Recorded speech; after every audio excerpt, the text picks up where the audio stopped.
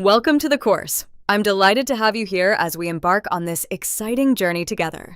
This course will help you learn how to express what you did yesterday in English using simple past tense in a clear and natural way. We'll cover topics like watching movies, playing soccer, and visiting friends. To get the most out of this course, I encourage you to follow each slide carefully. Take notes on the important points that resonate with you, and don't hesitate to revisit the content if you have any questions. Remember, learning is a process, and reviewing helps reinforce your understanding. Throughout this course, you'll gain the confidence to share your daily activities in English. By the end of our journey, you will master the simple past tense, allowing you to describe your experiences with ease. Imagine sharing stories about the movies you watched, the games you played, and the friends you visited. You'll not only learn the language, but you'll also be able to connect with others through your stories. I'm excited about what you will achieve in the next few slides. Each lesson builds on the last, so stay engaged and remember that practice is key. With every step you take, you'll become more fluent and comfortable in your English speaking skills. So let's dive in and start learning how to express yourself in a way that feels natural and enjoyable. If you are watching on YouTube, subscribe to the channel and leave a comment telling us which city you are watching from. Continuing our course, let's focus on a crucial question that comes up often in conversations. What did you do yesterday? This question is a gateway to sharing your experiences and connecting with others. Knowing how to answer this with confidence can really enhance your conversations in English. When someone asks you this, you can respond with simple phrases like, I watched a movie, I played soccer, or I visited friends. These responses are not only straightforward, but also convey a lot of information in just a few words. Think about it. When you share what you did yesterday, you're giving others a glimpse into your life, making it easier for them to relate to you. It's interesting to observe that using the simple past tense allows you to describe actions that are completed. For example, when you say, I watched, it tells the listener that this action happened in the past and is now finished. This structure is essential for effective communication in English, as it helps you articulate your experiences clearly. As we move forward, remember that the goal is to feel comfortable and natural when using these phrases. In the next slides, we will explore how to express the time of your activities, which adds another layer to your storytelling. This will help you frame your experiences in a more engaging way. So, as you think about how you would answer this common question, consider the activities you did yesterday. Prepare to share your stories, because soon you'll have all the tools you need to do so effectively.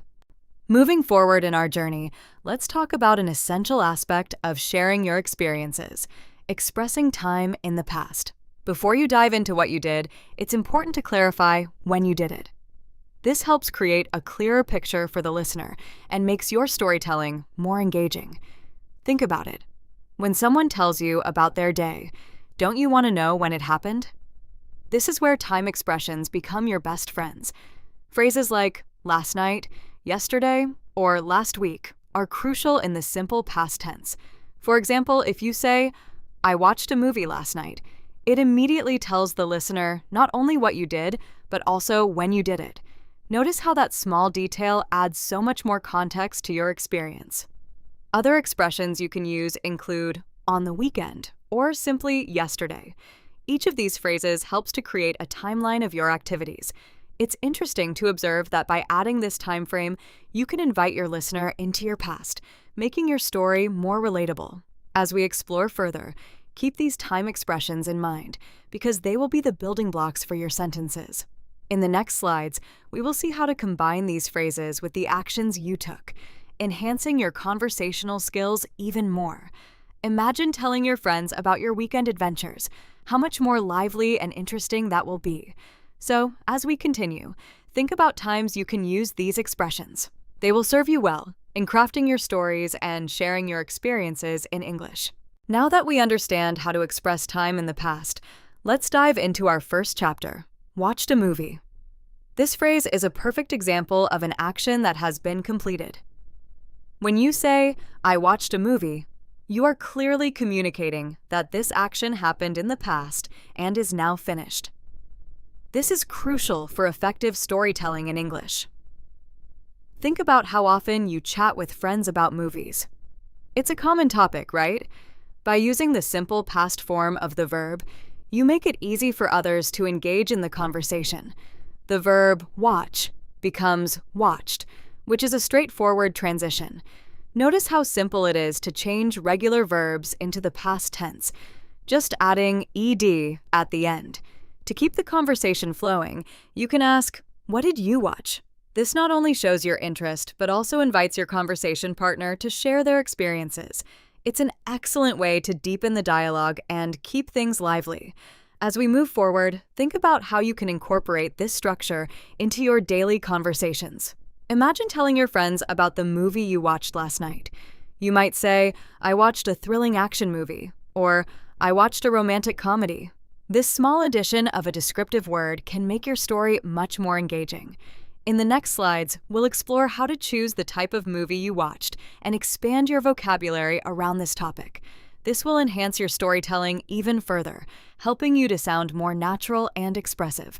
So let's get ready to dive into the genres of films you can share. Continuing our course, let's focus on the next important point, choosing the type of movie you watched. Describing the genre of the film not only enriches your conversation, but also helps paint a vivid picture for your listener. When you say something like, "I watched a movie," it's just the beginning. Adding details about the genre can make your story come alive.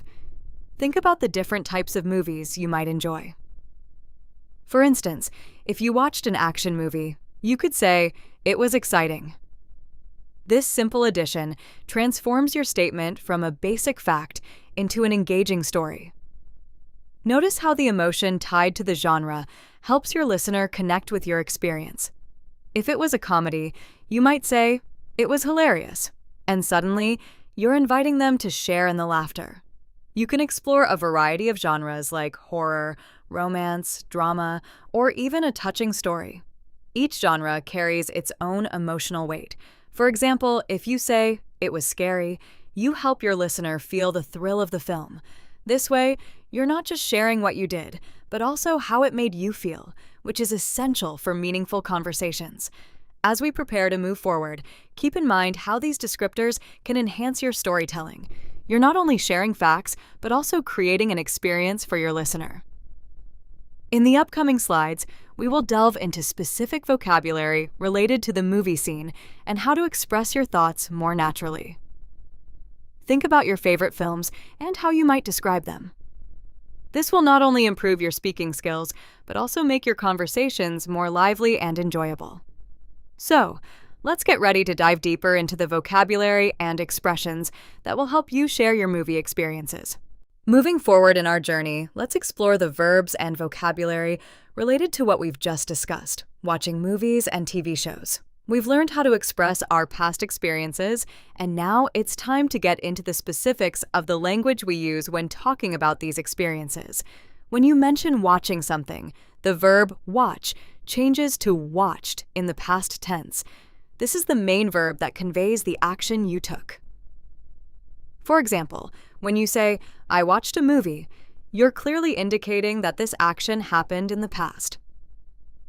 But what if you watched a TV series instead? In that case, you can say, "I watched 2 episodes of a show." Notice how the structure remains the same. You're simply changing the object from a movie to an episode. This flexibility allows you to share a variety of experiences. You might also hear the term season when talking about TV shows. For instance, "I watched the first season of my favorite series." It's interesting to observe that both film and movie can be used interchangeably, so you can choose either word based on your preference or the context. As we transition to the next slides, keep this vocabulary in mind. It will help you articulate your experiences more clearly and engage your listeners. Think about your favorite shows or movies. How might you describe them using the past tense? This practice will not only enhance your speaking skills, but also empower you to share your stories with confidence. In the upcoming slides, we will dive into how to create mini-stories around these experiences, making your conversations even more engaging. So let's get ready to bring your stories to life. Now that we've explored the vocabulary and verbs related to movies and TV shows, Let's put this knowledge into practice with a mini story model. This is an essential step in making your conversations more dynamic and personal. Imagine you want to tell someone about a movie you watched recently. You can start with a simple foundation like, I watched a movie last night. This gives your listener a clear understanding of what you did. But to make your story truly engaging, you should add more details. For example, you might say, it was exciting. This not only describes the genre, but also conveys your feelings about the movie, drawing your listener in even further. Next, you can add context by saying, I watched it with my family. This detail not only makes the story more relatable, but also invites your audience to connect with your experience. Think about how sharing who you were with or where you were can add depth to your narrative. For instance, you could say, I watched a thrilling action movie with my family at home, or it was a romantic comedy I enjoyed with my siblings. Notice how these small changes transform a simple statement into a mini story that captures attention and invites engagement. It's interesting to observe that by personalizing your story, you make it more memorable and enjoyable for your listener. As we move forward, keep in mind that you can swap out details in your story to make it uniquely yours. Think about your own experiences and the movies that have left an impression on you. In the next slides, we will build upon this foundation by discussing how to expand your stories further and connect them with the activities you enjoyed. Let's get ready to enhance our storytelling skills. Continuing our course, let's shift our focus to another engaging activity, playing soccer. Just like we explored the movies we've watched, sharing experiences about sports can also add depth to our conversations.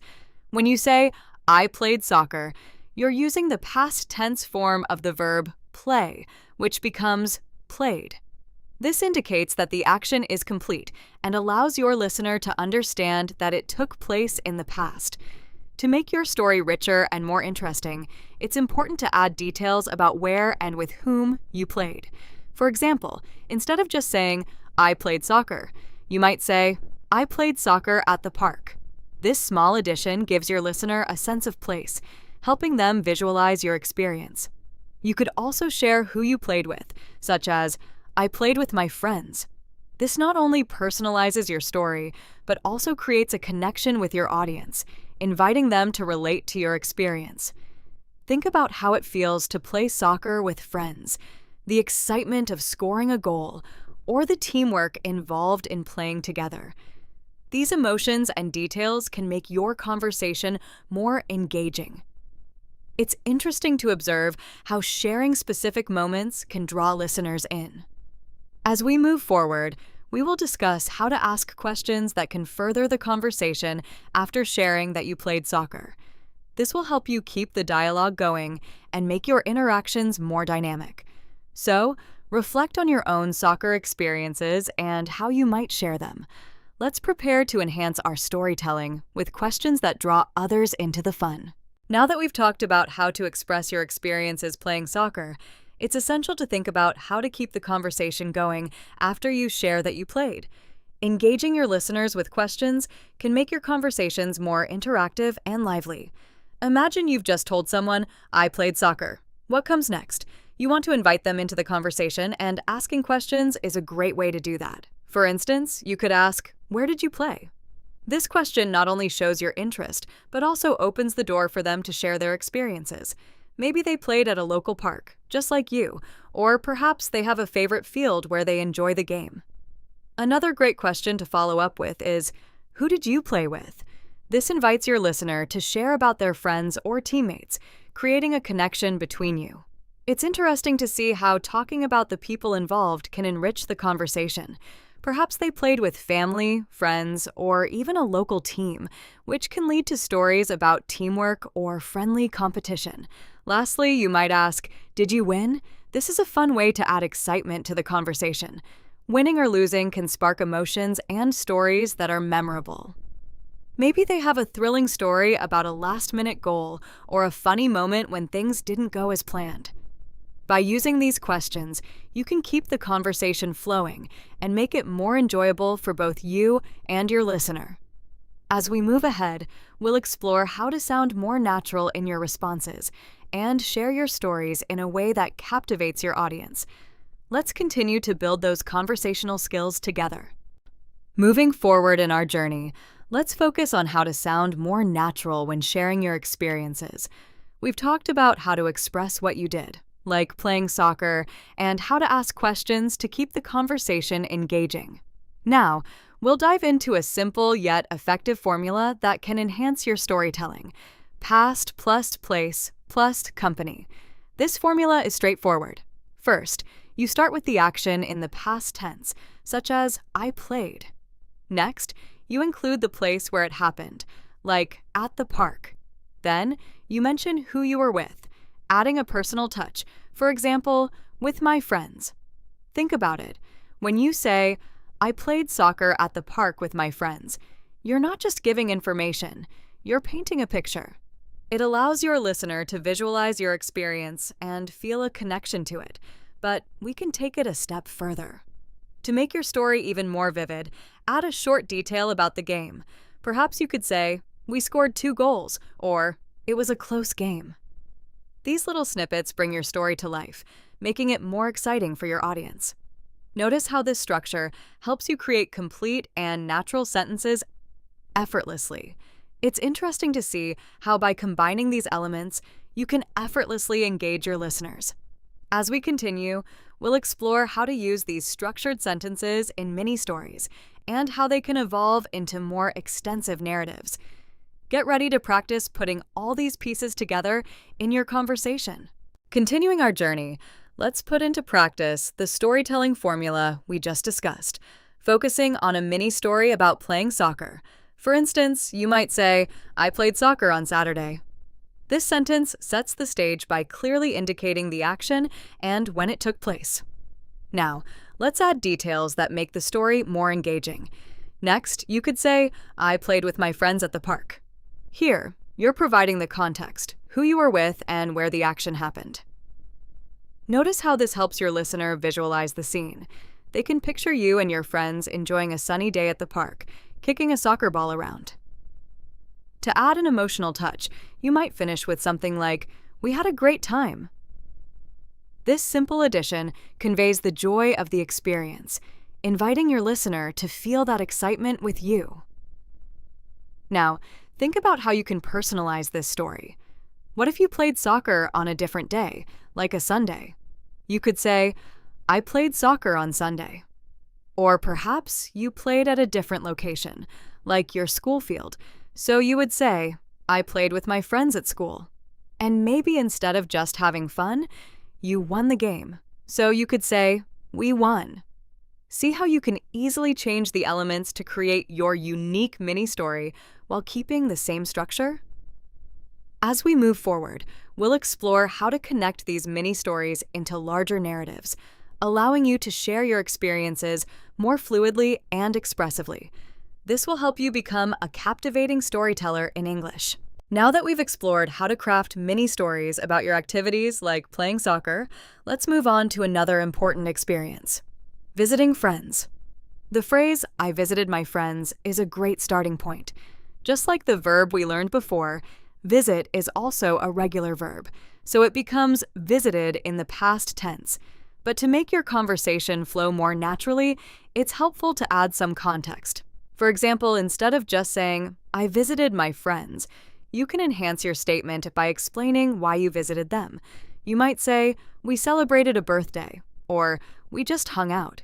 Notice how adding a reason not only gives more information, but also invites your listener to engage further.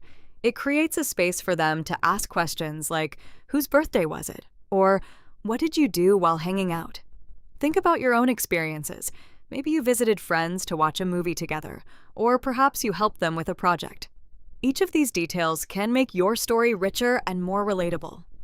The goal is to create a vivid image in your listener's mind, allowing them to feel connected to your experience. As we prepare to move into the next slide, keep in mind how these storytelling techniques can be applied to different situations. We'll soon discuss how you can vary your vocabulary when talking about your friends, making your conversations even more engaging. So, Let's keep building on this foundation, and soon you'll be sharing your experiences with confidence and clarity. Moving forward in our journey, let's explore the different ways we can refer to our friends in conversation. This variation in vocabulary allows us to sound more natural and relatable, depending on the context we're discussing. For instance, when you say "my friends," you're talking about a general group of people you enjoy spending time with. Think about how often you might mention this in conversations about social outings or activities. Now, imagine if you want to highlight someone special. This is where "my best friend" comes into play. This phrase conveys a deeper connection and can lead to more engaging discussions, like sharing fun memories or experiences you've had together. You may also find yourself referring to "my classmates," especially in conversations about school or study groups. This term opens up a whole new avenue for discussion, like talking about group projects or school events, which can be a great way to connect with others who share similar experiences. Notice how these terms allow you to tailor your conversations. If you shared a movie night with your friends, you might say, "We watched a movie together." If you were discussing a recent game, you could say, "We talked about the game." Each of these phrases helps to paint a clearer picture of your experiences. As we continue to build on these concepts, we'll look at how to connect events and ideas smoothly, much like a storyteller weaving together different threads of a narrative. By linking your experiences, you'll create a more engaging and fluid conversation, making your storytelling skills even more captivating. Let's keep this momentum going as we dive into the next topic. Continuing our journey, let's explore how to connect events like a storyteller. Just as we practiced varying our vocabulary about friends, organizing your experiences in a chronological order helps your conversation flow smoothly and naturally.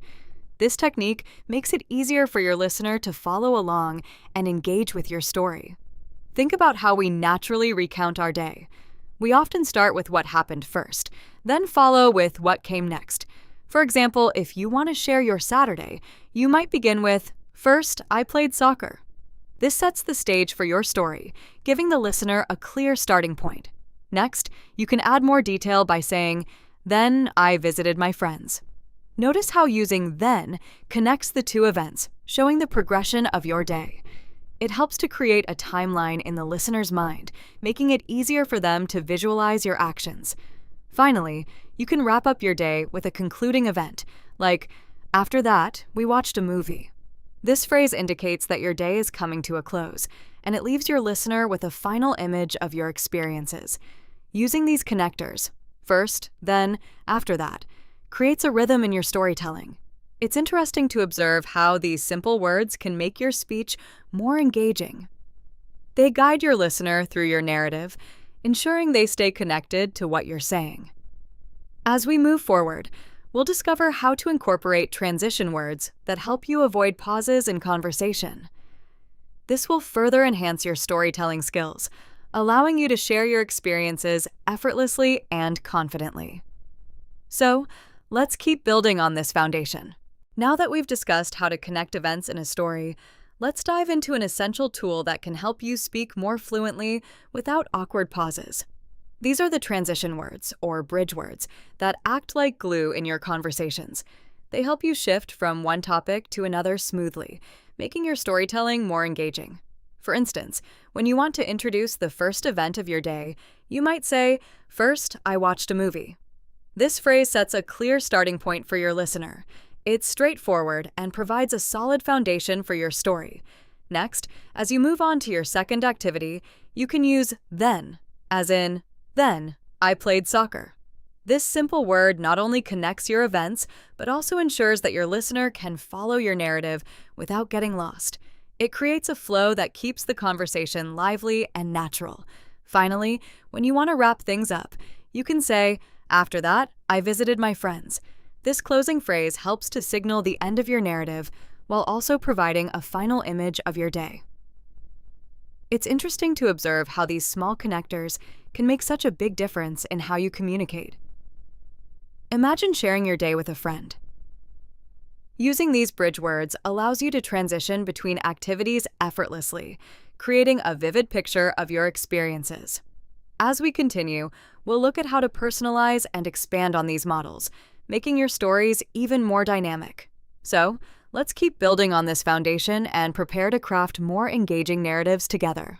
Moving forward in our journey, let's explore how to create complete models for our stories by choosing and personalizing details. Just as we've learned to connect events smoothly, adding personal touches to your sentences will make your storytelling even more engaging and relatable. For example, you might start with, "Last night, I watched a movie. It was really exciting." Notice how this sentence sets a clear picture, but it can be even more vivid if you insert specific details. Instead of just saying a movie, think about the title or the genre. You could say, "Last night I watched Inception. It was really exciting." This not only enhances your sentence, but also gives your listener something to connect with, especially if they've seen the same film. Then, you can describe your weekend. "On the weekend, I played soccer with my friends at the park." Here, consider adding specifics, like the name of the park or mentioning which friends you played with. This could become, "On the weekend, I played soccer with my friends, Sarah and Mike, at Central Park." See how these details bring your story to life? Lastly, let's talk about visiting friends. You could say, "Yesterday, I visited my best friend. We had a great time." But by personalizing it, you could share more about what made the visit special. Perhaps you had a picnic or watched a game together. You might say, "Yesterday, I visited my best friend and we watched the game while enjoying a picnic." As we continue, think about how you can swap in your own experiences to create these models. This will not only personalize your conversations, but also help you practice and become more fluent in English. Let's prepare for our next steps, where we'll review everything we've learned and put it all into action. Continuing our journey, let's take a moment for a guided review of everything we've learned in this lesson, focusing on 3 key pillars: the simple past, time expressions, and connectors. First, we explored the simple past tense, which is crucial for talking about actions that have already happened. We practiced using verbs like watched, played, and visited. Remember, these verbs help you tell your stories clearly and accurately. For example, when you say, "I watched a movie," you are indicating that this action took place in the past. Next, we discussed regular verbs in the simple past form. These verbs typically follow a straightforward pattern, making them easier to use. As you recall, adding cha to the base form allows you to convert verbs like play into played. This consistency helps you to communicate your past experiences without confusion. Then, we focused on time expressions such as last night, on the weekend, and yesterday. These phrases are essential because they provide context to your actions. When you tell someone what you did, always remember to mention when it happened. For instance, saying, "Yesterday I visited my friends," gives your listener a clear timeline for your story. Finally, we emphasize the importance of connectors, such as first, then, and after that. These words are like bridges that help your conversation flow smoothly, allowing you to organize your thoughts in a way that's easy for others to follow. Notice how using these connectors creates a rhythm in your storytelling, making it more engaging. As we prepare for the next slide, think about how you can use these pillars to create your own sentences. We will soon practice crafting our own statements about our days, applying all these concepts in real scenarios. So, let's keep building on this solid foundation together. Now that we've reviewed everything we've learned, it's time to put your skills into action with a final activity. This is an exciting opportunity to practice creating sentences about your day, using the structures and vocabulary we've discussed. You'll write 3 sentences, each focusing on a different activity. First, think about a movie you watched recently. You'll construct a sentence using watched, along with a time expression.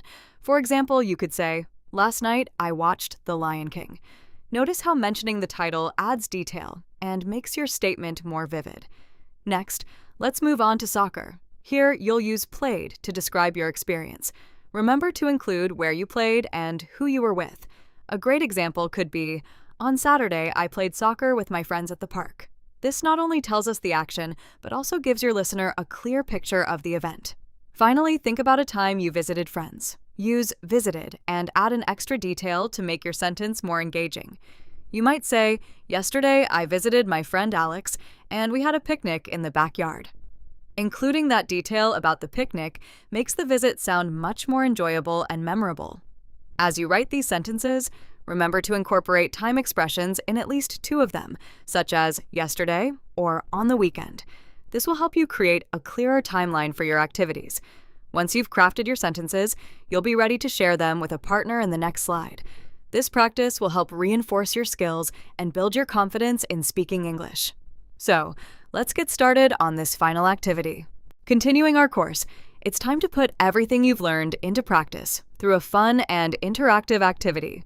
You've crafted sentences about your day, and now it's essential to share them with someone else.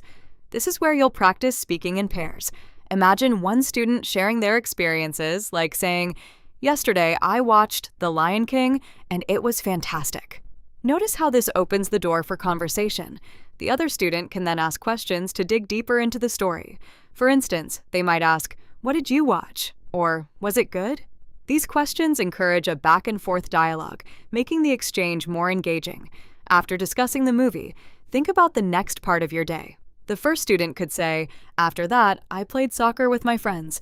The partner can then ask, "Who did you play with?" This not only helps the speaker elaborate on their story, but also allows the listener to practice their questioning skills. Once you've shared your experiences and asked each other questions, it's important to switch roles. Let the other student take the lead and share their day. This practice reinforces your understanding of the simple past tense and helps you become comfortable with speaking in English. As you engage in this activity, pay attention to how the conversation flows. You'll notice that using connectors and time expressions makes your dialogue feel natural and cohesive, just like we discussed earlier. In our next slide, we'll wrap up our journey by reflecting on everything you've learned and how you can continue to share your stories in English. So, get ready to dive into this practice and enjoy the conversation. As we reach the conclusion of our course, let's take a moment to celebrate all the progress you've made. You've learned how to express yourself in the simple past tense, using time expressions and connectors to tell your stories clearly and engagingly. Think back to the sentences we crafted about our daily activities. For instance, you might say, "First, I watched a movie last night. It was exciting." This simple structure not only conveys what you did, but also adds a sense of excitement to your story. Then, you learned to say, "I played soccer on Saturday with my friends at the park." This sentence showcases your ability to share details about your experiences, painting a vivid picture for your listener. Finally, remember how we connected everything by saying, "After that, I visited my best friend, and we had a great time." This flows naturally, thanks to the connectors you've practiced. You've mastered combining these elements, allowing you to narrate an entire day in English, from start to finish. I want to sincerely thank you for your participation and dedication throughout this journey. The skills you've acquired will enhance your ability to communicate in English, making your conversations more meaningful and enjoyable. Remember, it's perfectly okay to revisit the material whenever you need a refresher. Practice makes perfect, and with each review, you'll build even more confidence in your speaking abilities. As you move forward, keep sharing your stories and experiences in English. You have the tools to express yourself, so go out and use them. Congratulations on completing this course. I wish you all the best on your language journey, and may it be filled with exciting stories to tell. If you are watching on YouTube, check the video description. It has the step-by-step guide on how to get your certificate. If you are watching on Zanti Academy or pveduca.com, mark this lesson as completed to finish the course and unlock your certificate.